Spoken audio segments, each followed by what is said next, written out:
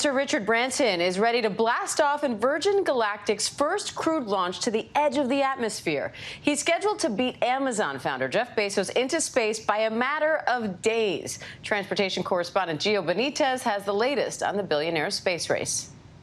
This morning, just 2 days away from that historic launch to the edge of the atmosphere, Richard Branson set to beat Amazon founder Jeff Bezos by just 9 days in what's been dubbed the billionaire space race. Branson speaking with GMA right after breaking that news. I know that it's been painted as a race. Honestly, I don't think either of us see it that way. We're not really in direct competition.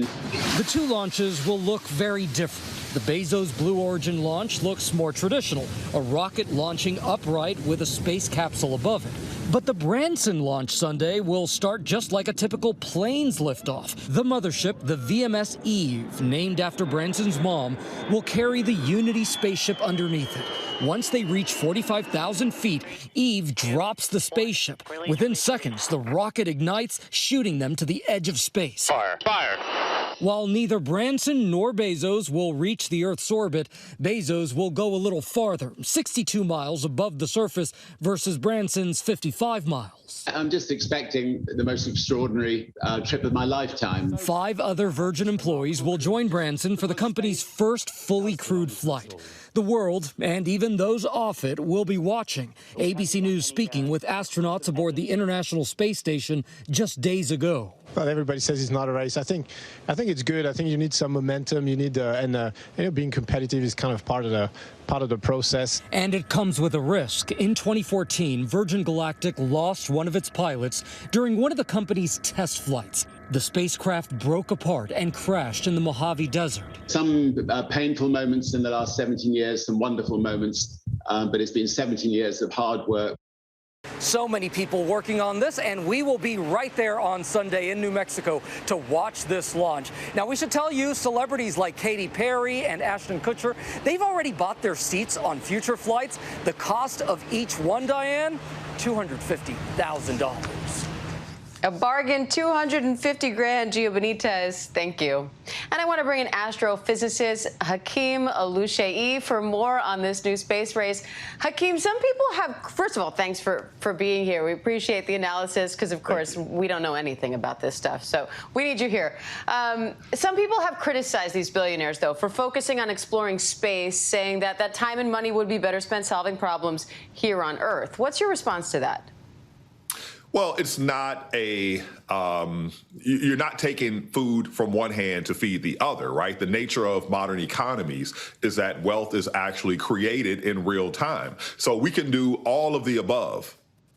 Now, Virgin Galactic's method of getting the rocket into space, it looks very different from a traditional blast off. It almost takes off like a regular plane, and then the ship takes off from there. How does this whole thing work, and what are some of the pros and cons of this approach?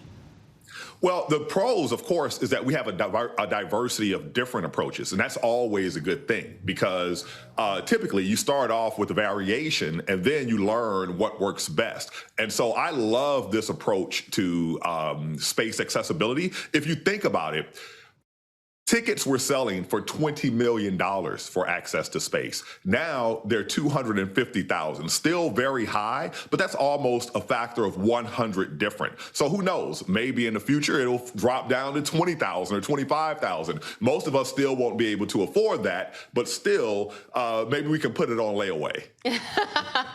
Pay in installments for your trip to space. That's right. I like it. I like it. And Branson's saying that this isn't a competition between him and Bezos, but who doesn't love a good competition? So let's talk about that aspect of it. Branson nor Bezos, neither of them are actually going to reach Earth's orbit, but Bezos is going to go a little bit farther. Does any of this really count as going to space? That's a good question because we define space as beginning 100 kilometers above the Earth or 60 some odd miles, just over 60 miles, and neither one is reaching that, but it definitely counts. They'll be able to see the blackness of space, the curvature of the Earth. They're going to get great views, and it's going to be a wonderful experience for them. I would definitely be excited to go on such a trip. Now, as you mentioned, we're going to see this evolve. Not only will the prices hopefully come down in the future, but I'm sure the technology is going to continue to be refined too. So what can we realistically expect to see in our lifetimes when it comes to space tourism? You know, this thing has yet to shake out. There's all sorts of ideas in play. And so, you know, I love the concept of the space plane. I think that's the most accessible one. But we'll see. It's yet to play itself out. We're getting there, slowly but surely. It used to be that riding in a plane required you to be, you know, better off and wealthy. But today it's state of the art. So I think space will eventually evolve to being similar. But, you know, everyone doesn't have a helicopter or an airplane today, so I don't think it's going to be like cars in the future, but, you know, it will be more accessible. And what are you watching for as this all evolves? Not only space tourism, but space exploration. I mean, they're landing rockets now. Absolutely. And what's really exciting to me is all the players that are getting involved, from private, commercial, and even other nations are getting involved that weren't involved in the past. And so, you know, we are becoming a species that's no longer trapped on the surface of the Earth. And there's enough space economy to go around. And all of the space exploration brings its own problems, which creates new industries, like cleaning up the junk from space. I never thought that would be a new industry, but I guess it will become a developing one the more and more we do this. Absolutely. Yeah, because space junk is dangerous. All right. Yeah, especially when we hear those stories about it starting to fall back into the atmosphere. We don't want any of that. Hakeem Oluseyi, we so appreciate your time today. Thank you. Thank you so much. Hi, everyone. George Stephanopoulos here. Thanks for checking out the ABC News YouTube channel. If you'd like to get more videos, show highlights, and watch live event coverage, click on the right over here to subscribe to our channel. And don't forget to download the ABC News app for breaking news alerts. Thanks for watching.